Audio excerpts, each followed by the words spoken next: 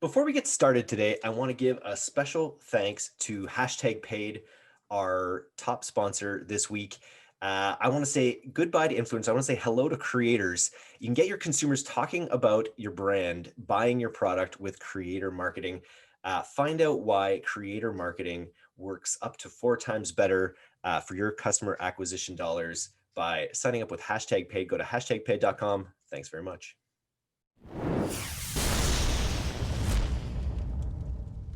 Hello and welcome to D2C Podcast. I'm Eric Dick along with co-host Kyle Guilfoyle. Today we are super lucky to have Matt Halfhill, the founder of Nice Kicks. Now, Matt founded Nice Kicks in 2006 to provide shoe enthusiasts a community where they can stay up to date on sneaker and streetwear news. Today, Nice Kicks has over 4 million Instagram followers and it's one of the leading voices in the streetwear sneaker industry. So Matt was actually one of our first subscribers. I think he subscribed within the first week of D2C, and I noticed his email right away, being a big fan of sneakers and amateur hype beast myself. And so I wanted to reach out to him to discuss a little bit about the mechanics of his content business, the future of the drop model, as well as the aftermarket model that sneakers really benefit from, some of his branded collabs that he's been working on, as well as his thoughts about the recent $2 billion sale of Supreme and what that might mean for the sneaker business as a whole. Welcome to the D2C podcast, Matt. How are you doing? I am great. I'm great. I'm actually going to drop a little surprise that I don't know that you are aware of, but the blog launched in '06, but Nice Kicks was actually founded in 2002 in Victoria, BC. I was a senior, grade 12 rather, at Claremont Secondary. And for the first 2.5 years, I operated it from my parents' basement in Broadmead area. And as well as I had a office for a while over on, oh gosh, what street was it? It was off of Government and what was the name of that? Pemberton? Yeah. One of those. Yeah. That's where I had an office. That was an old building space in there. But yeah, moved to Austin in '04 and then transitioned from e-commerce to media in '06. And that's what we're known as now is a media outlet. So that's where almost all the stories are '06. But I started in Victoria, BC. I did not know that. That's really interesting. I didn't know that there was a Victoria connection there. Oh yeah. Can you take us back to those to basically, just because this is a business model that we're not as familiar with, we're creating a media, Right. we're trying to create a media empire here. But why don't we start with sort of like your hero's journey a little bit? Give us the overview of how you started and kind of what it's become, and we'll go from there. Yeah, so I started out working at Athletes World at Mayfair Mall, there in Victoria, store 648, and I worked. It was my first job in high school, and I started actually before while I was working there, and before I'd bought and sold things on eBay. And my manager at the time, Joe Scalzo, thought that he needed some items to move, and he's like, "Well, shoot, if I can't make enough sales locally, maybe this internet kid could maybe sell some of the shoes that are in the store." E-commerce was not a thing. Nike did not sell items on e-commerce in Canada. There was no online seller. There was no online retailer in Canada, actually, for shoes. But so I started buying clearance items off of the tables at Athletes World. And he told me, like, look, if they don't sell, you can just bring them back and do a return. And so I just started selling clearance items from our table onto eBay. And that's how I started. That's how I bridged the gap from my online activity to sneakers. Before I'd done online stuff before, but not with shoes. And this is where it started. And then I kind of had the light bulb that, like, well, I was paying, a decent amount of eBay fees. They weren't that high back then, but I was paying, some fees. But I always knew, like, when somebody asks somebody where you get something, and I noticed even with talking to customers, I'm like, where'd you get those? They're like, say, oh, I got them on eBay. Well, I knew that while that was great for eBay. That wasn't great for the seller because there's no recognition of who sold you that product. And I guess maybe at 17 years old, I didn't understand everything of how hard it would be to brand yourself, but I also didn't have the fear of failure yet because I thought, well, shoot, anything I put my mind to has worked for me in my life. So if I just put my mind to this and I keep hustling at it, it'll work. And I just never thought that things not working would be an outcome. So I just kept working until they did. But in '06, transition to blogging, I just really saw, like, look, I think that I found that I had more interest in the stories of shoes than actually like trying to be the barter and trader. Like I always felt like you can give more value when you're giving it away for free in the form of information and media versus like you with a relationship in e-commerce, like you have to sell the customer the shoe, you take their money, and that's a different relationship you have with each person. So I don't know. I just kind of made Especially when that it's not your transition. product, especially when it's not your product as well, right? It's When which you're a is which middleman on that situation. Exactly, which is why, like, I had done retail for a while. I'll get to that, but I sold retail in 14, and for a while I like regretted it because I missed like doing the retail part of the game. But like right now, I would not want to be a retailer of what I call OPP, other people's product. Like if you rely on OPP, like oh my gosh, your days are numbered. Your days are numbered because the DTC model is something that is going to just is what every producer of product is moving towards. Yeah. So like if you're down with OPP, like you're yeah, that's it's not good for you. I love it. I was just talking about a friend of mine runs a frozen seafood business, and I just was chatting with him last night about how much he subscribed to this newsletter. He started running some ads, and they're just crushing. Mm-hmm. Where all these legacy businesses, there's still so much room for them to adopt this D2C mindset, and it's going to Oh be my such a gosh, yes. profound change in the industry. Absolutely. And I think there's a lot of people who made the baby steps, like they started selling through Amazon. And it's like there are a lot of brands who are selling on Amazon that don't have to sell through Amazon. Just like I didn't have to sell through eBay. I said, hey, look, I want the name recognition. I want the control and the relationship with the customer. So that's why I created my own thing. There are a lot of people and a lot of brands who are selling through Amazon who do not need to be. And I think you're going to see more and more adopt maybe the learnings and lessons of what Amazon can do for them, but at least add it to the portfolio of building that brand. Maybe you don't want to go away from Amazon, keep that business there. There's no reason. If you're crushing on Amazon, you should also be crushing out on DTC. Build your own brand and do it at the same time. And what we're seeing is there's a great correlation there between if you're pumping a bunch of money into ads, you're going to reap the benefit on Amazon as well, just from visibility, Oh right? yeah, absolutely, absolutely. It gives you that. It's an opportunity for discovery, and it's an opportunity to build your brand and awareness of it. And then like, look, you'll be able to target. Um, you know, Nice. they'll know. Google knows, Facebook To- knows. So They do.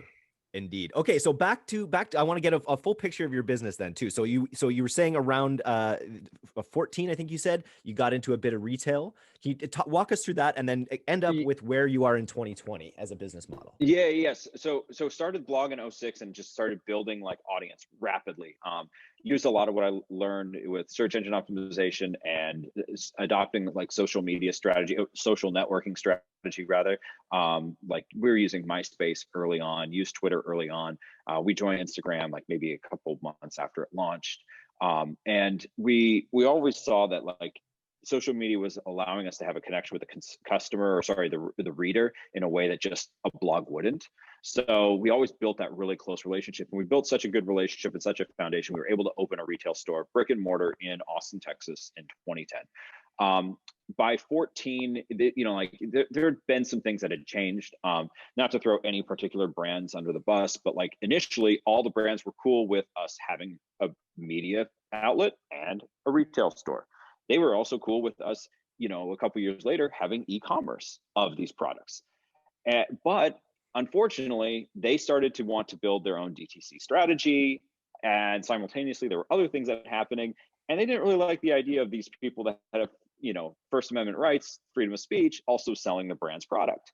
And there were like restrictions they were trying to put on us and how our blogging business operated, because I had one brick and mortar store in Austin. I'm like, look, I'm not Foot Locker with 3,000 stores here. I'm one store in Austin. You're not even giving me enough allocated pairs to sell to my own local audience, let alone my online audience.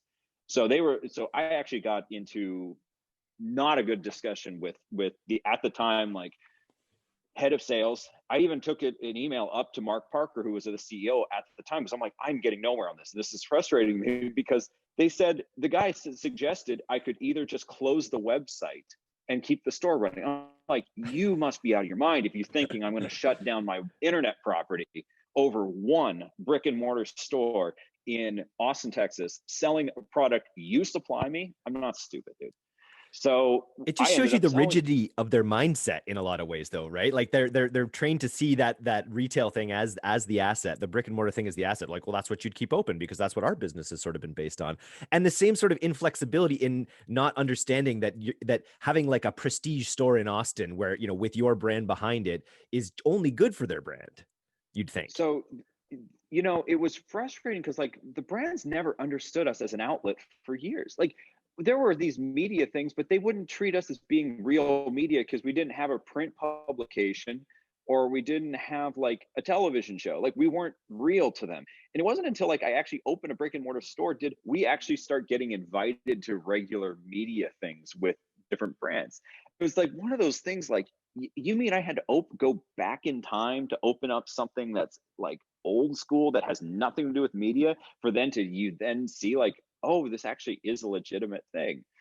But look, you can't fault, lots of companies don't see the forest for the trees as what's going on in the world, but that's what creates great opportunity at the same time. But yeah, so by 14 ended up selling it and sold to another group, and I don't have to work or have restrictions with it anymore. And it's been much better ever since.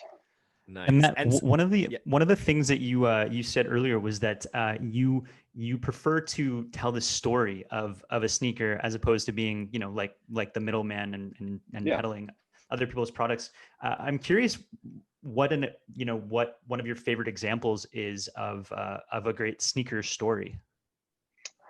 Oh boy, there's a lot. I will go with one. I would say that um, a story that I really wanted to tell, and I referenced this product line a lot because there weren't a lot of stories about them at the time, was the line of Bo Jackson trainers, specifically the Air Trainer SC2. It was a shoe that had never been retroed, never been brought back.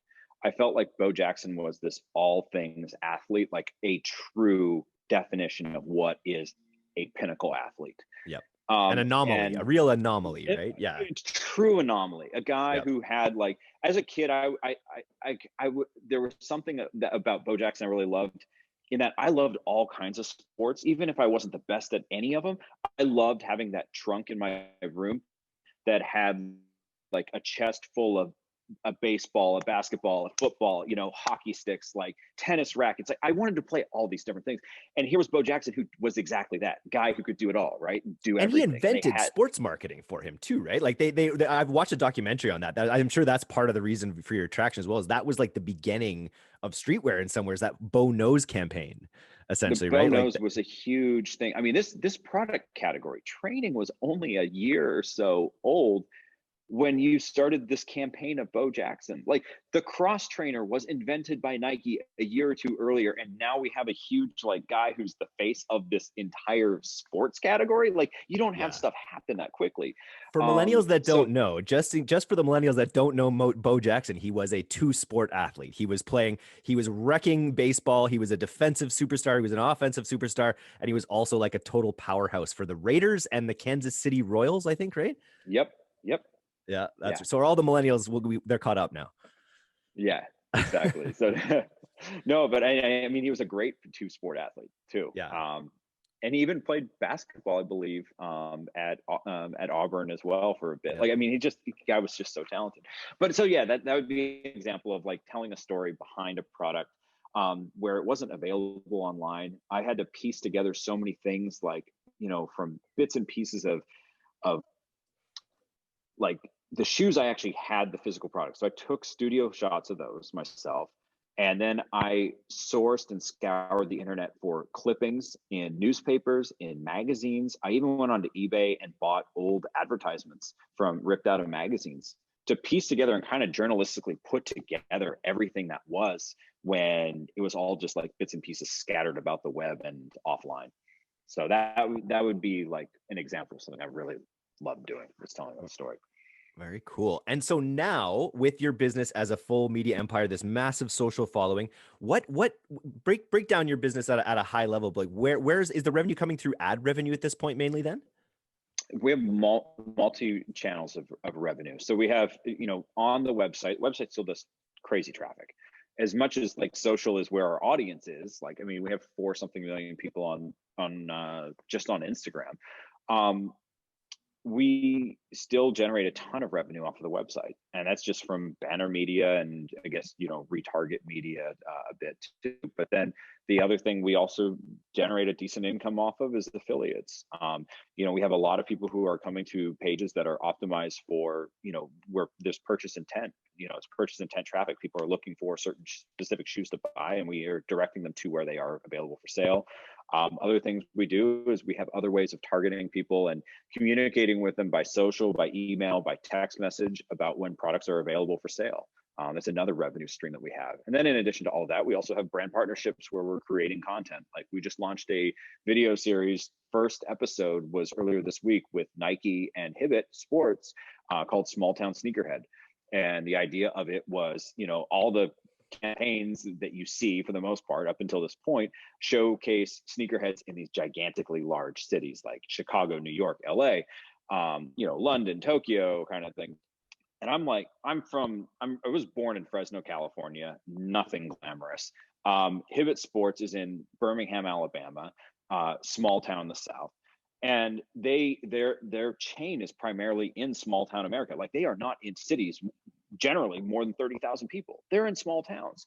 And I was like, look, you know, this is, I connected with I knew the guy who was in marketing at Hibbett for a while, and he's from a small town here in Texas. And, you know, we talk about kind of the unique characteristics of small town America that sometimes don't get told. And then also too, there's this assumption that if you're from a small town, there's no way you could be into shoes. And like Nice Kicks is like clearly an example of, yes, you can be from a small town and love shoes. This wouldn't have happened if it wasn't for that. And so we were like, look, let's do something that is just what people are not expecting. You know, if people are expecting something, fine, it's just yet another thing. But we did this video series with them, and I'm sorry, I'm giving a long plug to one of our revenue streams, but we did this video for them, and it was pilot just launched, and first of 2 episodes in the first run, and hoping to, you know, see the traction continue to grow for it. And that comes together from you just sourcing that basically. You sort of, was that your concept? Was that sort of like, it was my concept. The name came to me. All credit to my Claremont Secondary 12th grade English teacher, Mr. Stack, who taught me what an alliteration was. And ever since then, I have been hooked on alliteration. So Small Town Sneakerhead was, yes, another, you know, alliteration, just like Throwback Thursday, Release Reminder, all these things that, you know, I've incorporated into Nice Kicks from the beginning. So I love it. We call it, we resend an email on the weekend. We call it the weekend resend. So we love using alliteration as well. Yeah. That's so cool. The one thing I wanted to do, I have a bunch of questions, but I noticed that you guys actually did a product collab. You did a product collab with, is that true? You did a product collab with Reebok? I've done a bunch. Yeah. So I did them. My first one was with Ronnie Feig on 2 Asics. We did an Asics a Gelite 3 back in 2007 or 8, I think it was the first one. And then we had follow up was gray. We did a primarily red one in 08, and then in 09 or 10 it was a soft gray. That was actually inspired by my 18% gray card that was in my photo studio. I'm like, you know what? Let me use a shoe as my gray card instead of an actual gray card. And then we did projects with New Balance. We did 3 with them. We did a 1500 for our 5-year anniversary of the site. I did a 574 inspired by the Seattle Mariners, 96 Mariners. And then the Grand Anne 1600, which was inspired by where I lived before I moved to Victoria, which is in Grenada, in the Caribbean. And we did a couple of Vans, and yeah, those. I know I'm forgetting something, but yeah. And what are the purpose with those? Are those they're revenue generating opportunities? They also raise your profile. They tie your brand through to these sneaker brands. Mm-hmm. Like they're multifaceted, I guess, in their value for you to do these. Yeah, I mean, I haven't touched a brand project since the NMD. The NMD was created by a friend at Adidas. But again, after I sold the retail group has been doing those things. I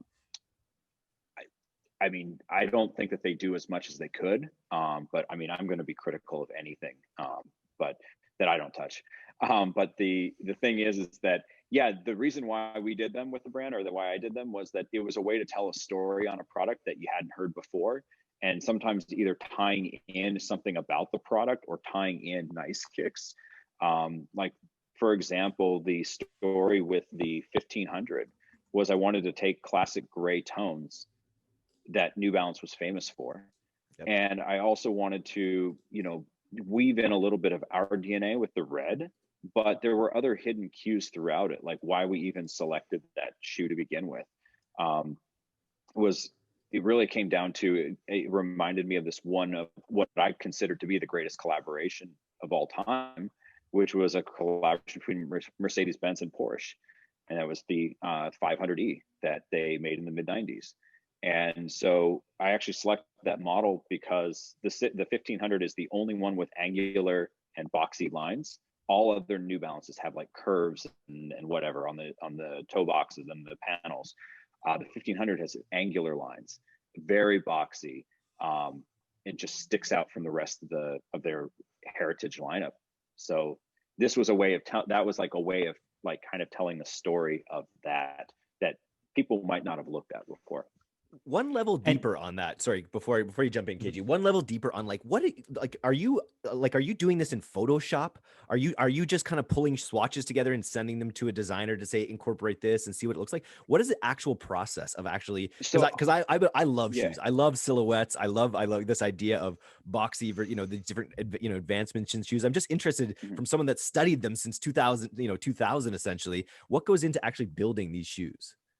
So it depends on which group it is, what leeway we have in terms of flexibility. New Balance is one of my favorite ones to work with because, I saw the material room of all the different materials we could pull from. A lot of times you just get like colors that you get to play with, which are never as exciting because you're limited by color.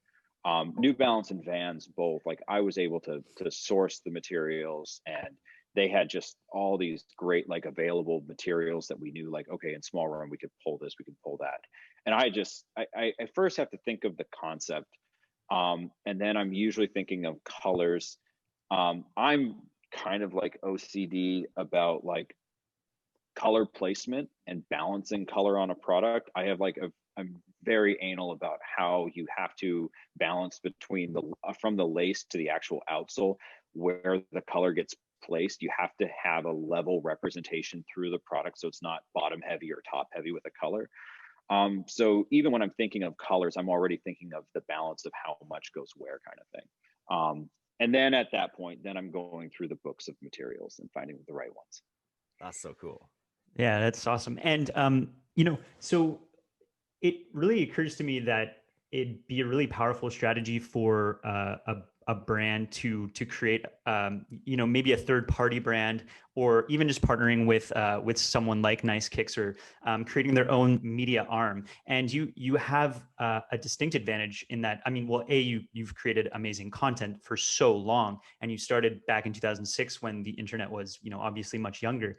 I'm wondering what advice you'd give to someone who wanted to create a similar media company to yours in 2020.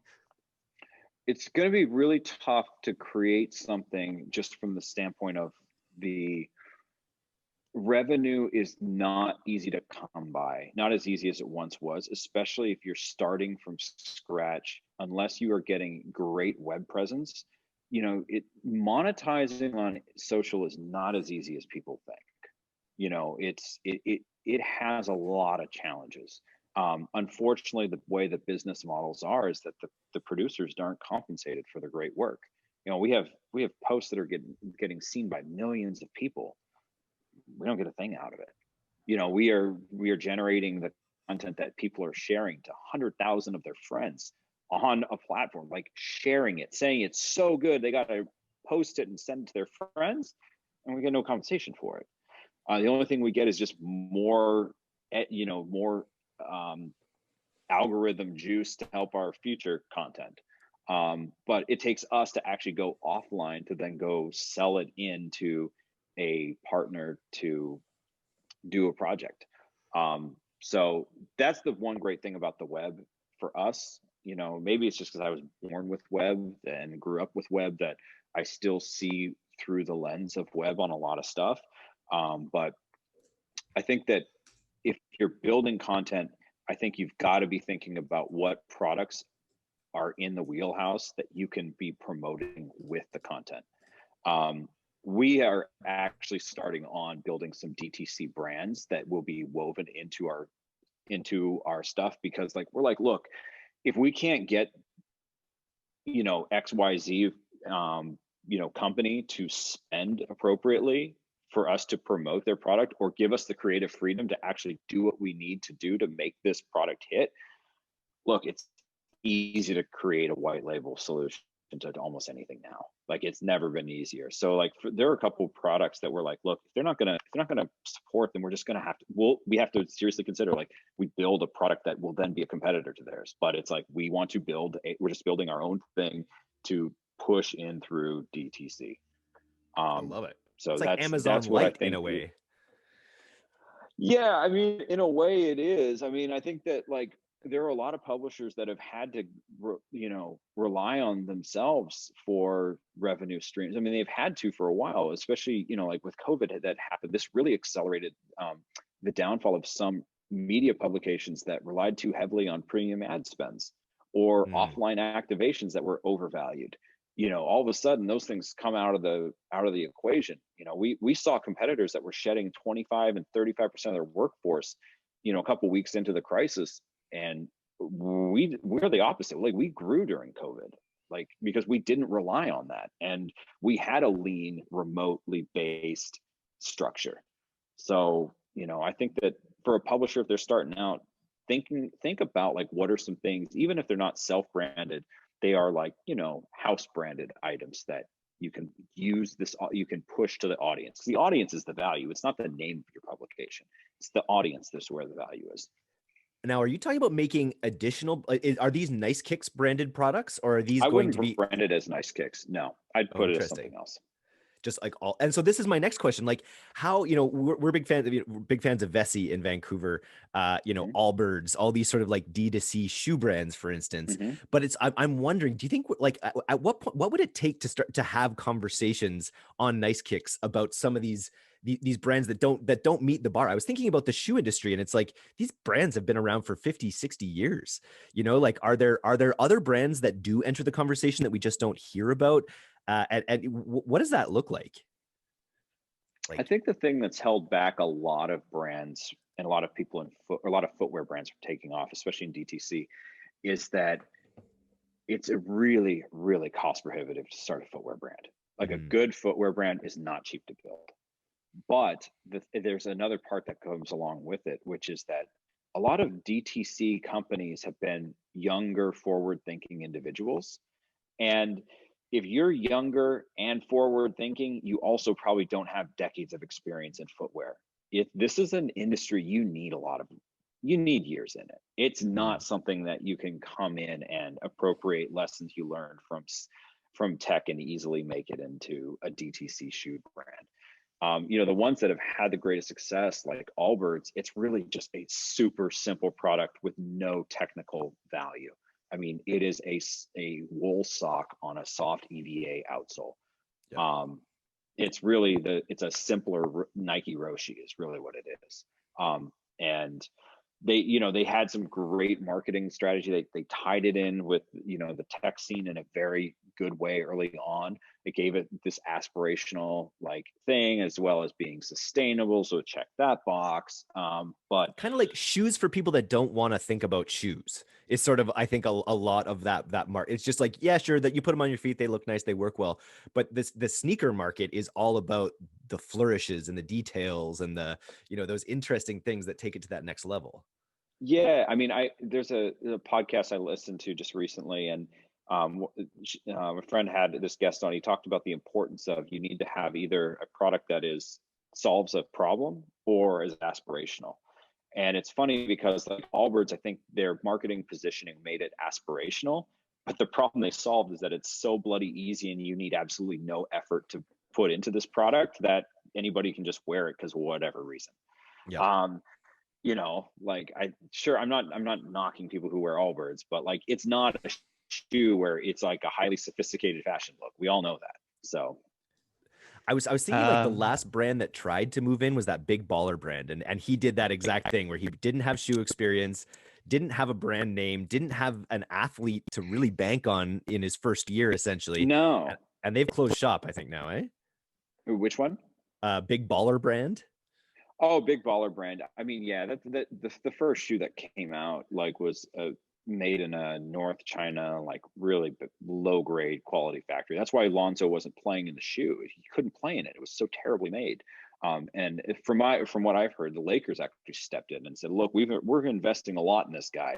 This is cool. You're trying to build your own thing, but like, we're not losing our asset over you trying to make a shoe brand." So that's why he wasn't able to play in them, killing his feet. They did do something with Brand Black, which I thought was a great move, but unfortunately there were other things at play that, prevented that thing from ever really taking off the way it could have. It could have been a disruptor for sure in the business. If they came in and they made it $100 DTC, which I thought they were going to possibly go that way, they made that shoe $100 DTC. I would have been sweating buckets if I was Foot Locker or any other like big retailer of basketball product to young people, because like at that time Lonzo was hot with young kids. LaMelo was like the Justin Bieber of basketball. They had that opportunity. DTC would have been fantastic if they had the price point right and a good product. Interesting. Good learning. Just wanted to pop in with a question from one of our members, Sierra. She asks, "I'm curious about how Nice Kicks manages social media on a global scale, since streetwear and sneaker culture is extremely global. How does Nice Kicks consider this when putting out content, or is it assumed that this group of consumers are already knowledgeable?" So that does present some challenges. Like, so the United States is our largest market, but it's funny, it's not by much. I remember looking, and it was, I have to take a look at the analytics again, but on the country report, at one point we were only like 63% America, 63% US. And then the second largest country was, at that time when I did the screenshot, was Uzbekistan. And I'm like, it's not Uzbekistan. I'm like, and then I look at the other ones like Tajikistan. All right, Russia. We have some Russian followers, but I'm like, those are VPNs. China's our number 2 market. People in China is our number 2 market on Nice Kicks, and it's just that Instagram is banned in China, so it doesn't show up as though our followers are from China. They're using VPNs from all over the world, and that's why you have Uzbekistan showing up as your number 2 country. So we're very aware of this. We're very aware of what is going on in China. We keep a close eye on it. For us, though, it's really difficult to tailor our content towards China when we are speaking from the lens of Nice Kicks in the United States. What we are aware of Chinese trends, but we can't speak to China directly because that would change our voice and our position. We know that people from around the world look at American trends to look for American trends. They also follow European-based outlets because they're looking for European-based voice. So like, while being aware of where a lot of our audience is important, we can't let that detract us and how our brand shows up.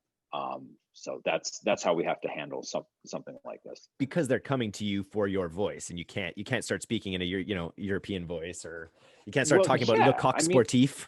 Or I can't start Lacoste. talking about like, I can't go into like, we can't post Balenciaga runway shows because that's not what we do. There's an audience who might want that, but it's like, quality content is defined by what people are expecting from you. It's not, there's no like definition of quality. It's, what are people expecting from you? Are you delivering on your expectations? That's quality content. And so if you have this voice, you have to keep that voice. Like, can you alter and shift? Of course, but like, you have to give people what they're looking for. So here's a question about your team then. How do you get how like first of all, how big is your team at this point? And then what have you done to make sure that if you've got a staff of however many writers that they really understand and speak in your voice? Is that a vetting process that you do as you bring people in, or is it just a part of maturation as they grow with you, or how does that work?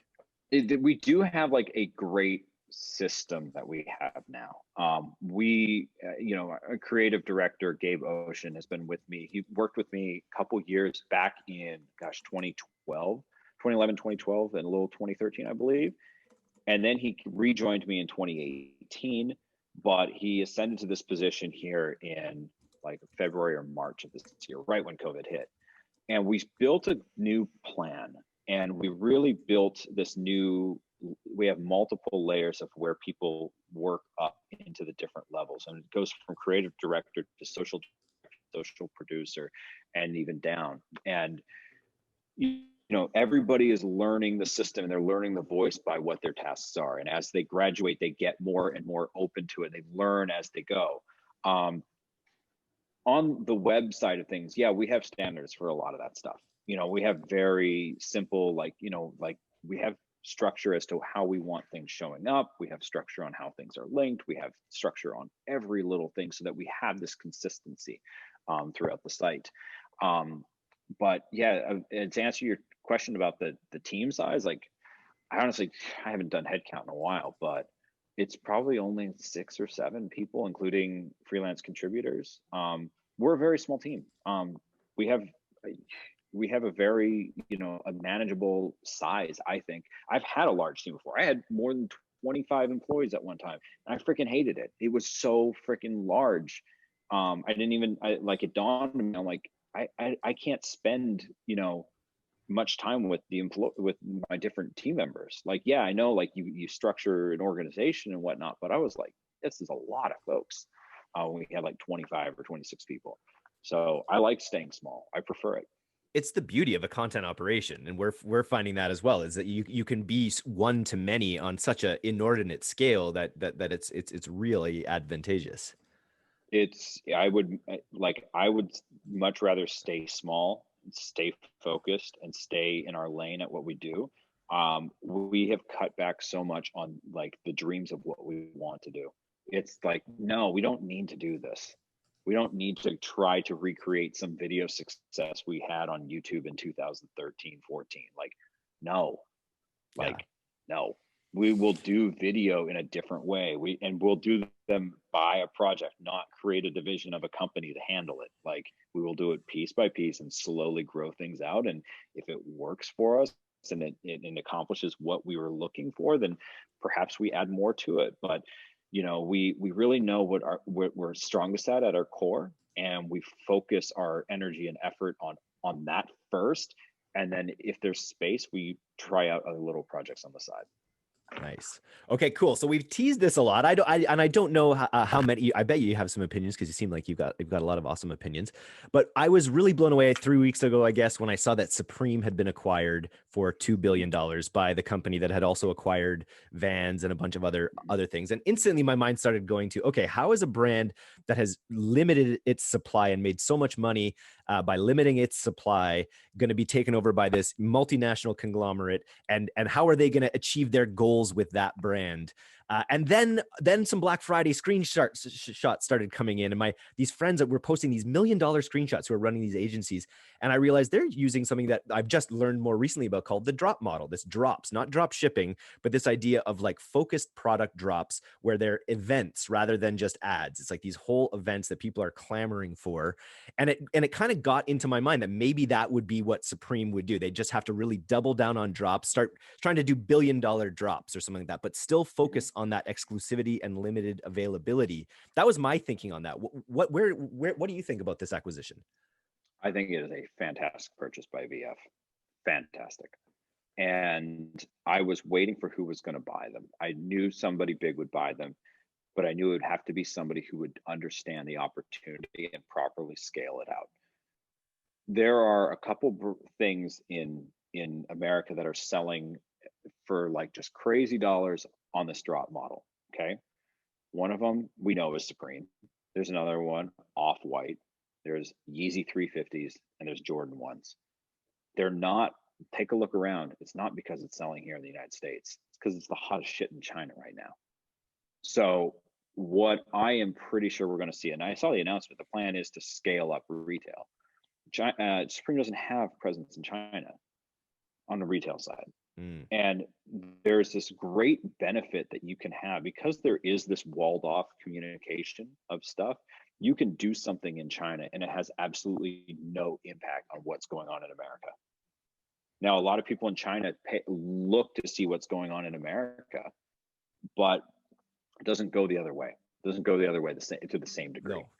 No. And I think that like what you're going to see is you will see a lot of value, created for VF by opening and having a presence in China. And I think honestly, like if they play this thing right, they're going to stay true to their brand.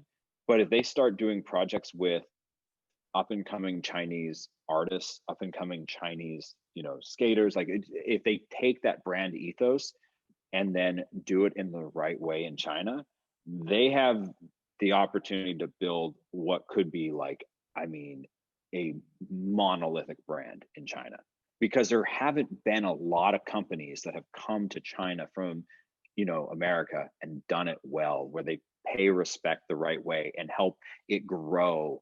Because China is at this point, like, yes, a lot of people in China like what's going on in America, but there is this rising interest in,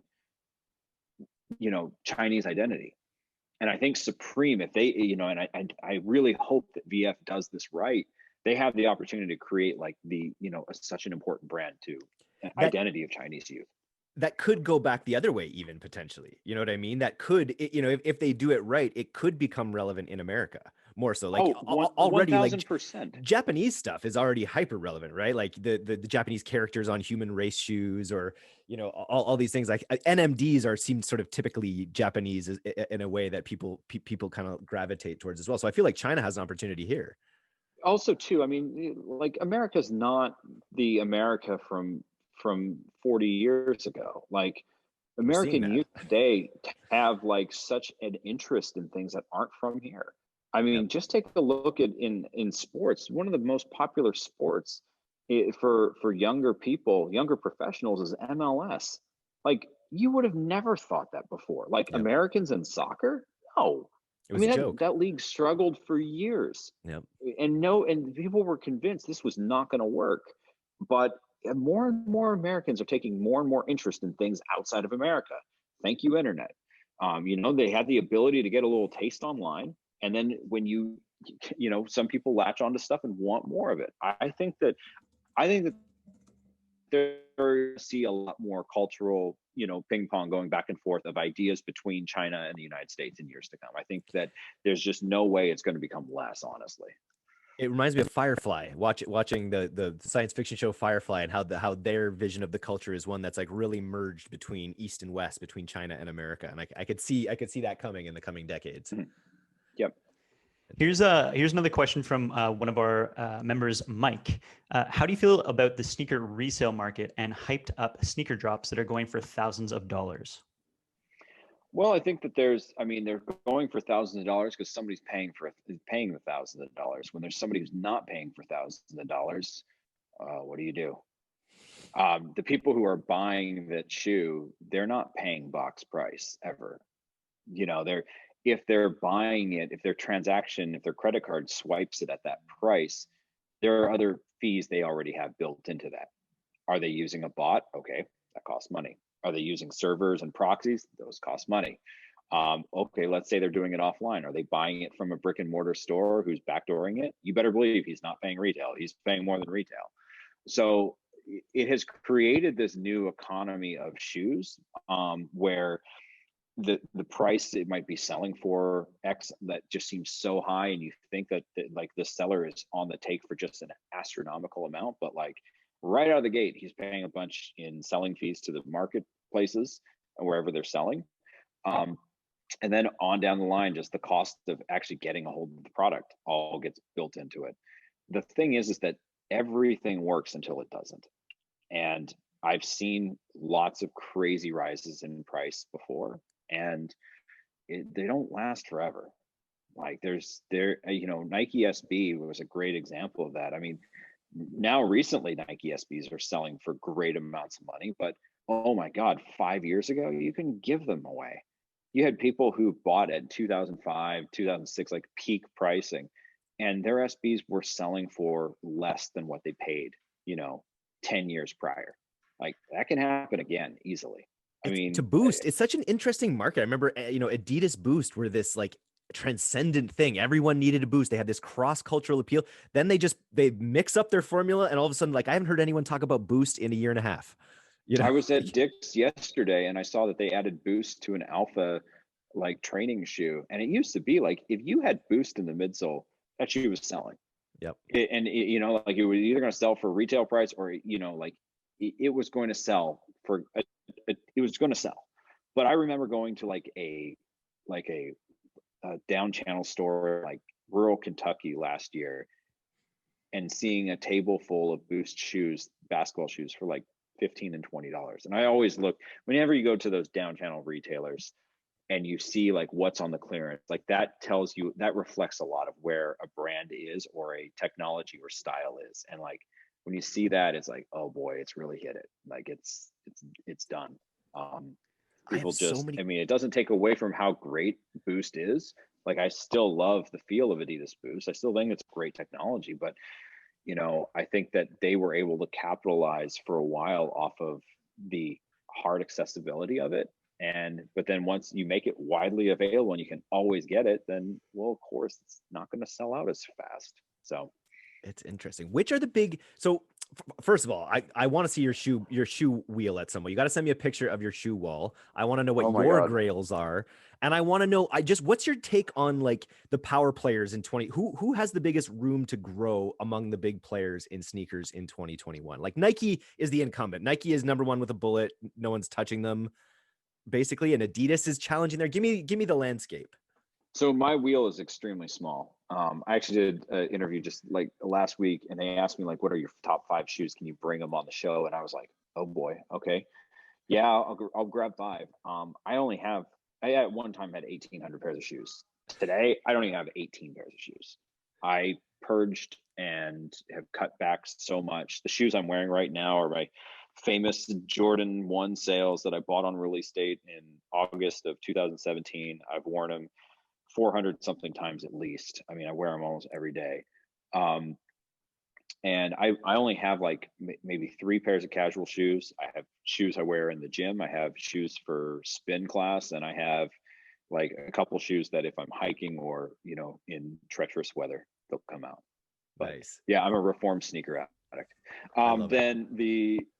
But in terms of brands that I think are going to come through, I think that what it really comes down to is who is delivering value to consumers. And this is going to feel like a lot like 08, 09, I think in the coming year. The brands that are going to win are the ones who are delivering value, because value is going to be very important very soon, for an unfortunate reason. Like I really do think we're going to see some shakeups economically. And it's just inevitable. And people, whenever there's that shakeup, your inelastic purchases are the first ones that get questioned. So I think that you will see people who are going to be buying much more for purpose and value than for Instagram likes or what they think is going to make them more famous or something. I don't know. But like, I see that I think New Balance will continue to grow. They make a good product that's comfortable, that you can wear. It's easy to wear. It's versatile. I think people are going to look for versatility. I think you'll see leather, like white leather and leather shoes, like having a good uptick in the next year. We've seen the fashion trend. You like always look at denim. Denim tells you where things are going. I think you're going to see like the white leather low top basketball from like late 80s being a good segment of the category. And then I think Nike will still do well in some categories. I think performance basketball is going to have a really rough time for all brands in the coming years. Just this past, like right now, like the primary consumer of performance basketball shoes are kids who play basketball recreationally, and it's like they can't go to the gym and play basketball right now. Like that's Yep. just not a thing. And that's going to be hard on that category. And their ratings are down overall. The NBA's ratings are down as well. So it's all, I could see it really kind of cascading, and disposable income in that section of the populace, could be harder and harder to come by if the economy continues to get worse. Yeah. And I think basketball was overvalued. I mean, when I saw like some of these contracts that these companies were signing with these guys, like I know there's a lot of value to having a LeBron James that halos outside of just his shoes, but there is such thing as overpaying guys because they don't actually deliver the brand value back to you for what Kyrie's not.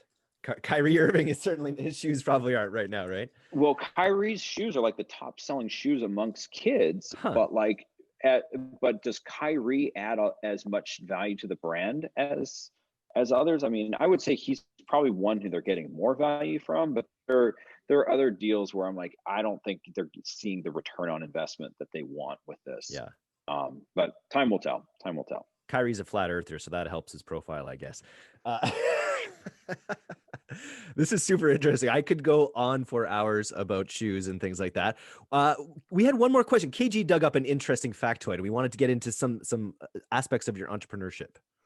Yeah, well, damn, I'm conflicted because Sierra has a question as well. So we'll do that one really fast. So she asks, what opportunities do consumer trends towards more sustainable practices open for the sneaker industry? Oh boy. Sustainability and sneakers are things people don't want to put in the same sentence because our industry is anything but that. It is a dirty damn business. Unfortunately, it is. Like, there's just no way to cut around it. Like, fashion is bad, footwear is bad. Like, it's bad. For years, it has used harmful solvents. It's used not very good labor practices. So many of the shoes were handmade, hand sewn. Like, this is taking human time to do. Only the advent of like those knitting looms, like and the sock knit uppers, have you now had shoes where you can mass produce something where you don't have to like have all the waste that you once did, and you also don't have to have all the hand labor involved. I think there's tremendous opportunity with it. I like that I've seen a few brands do where they have the recycle program where you send the shoes back. And I saw one, I can't remember who it was that I saw, they actually took them back and they then cleaned them up and then donated them to somebody who would need them.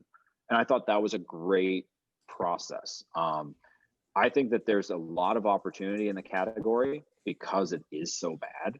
And I think that like Allbirds got a lot off of their sustainability, plugs saying, how carbon neutral they were, even though they were buying their own carbon offsets to get it, like, which I'm just not a fan of. I think you can fuzz math however you want, but like, I think that sustainability will be a matter. It will be an important thing in the future. Nice. Awesome. And we're really running out of time here, but I something that I think is, really impressive about you. I was stalking you as I do many guests. You used to weigh quite a bit more, and I was to the tune of, based on your posts, about 140 pounds. And one of the things you said was that you were just someone who wanted to make a change and you kept going, which made me curious about what was going through your mind, because usually the keeping going is the hard thing.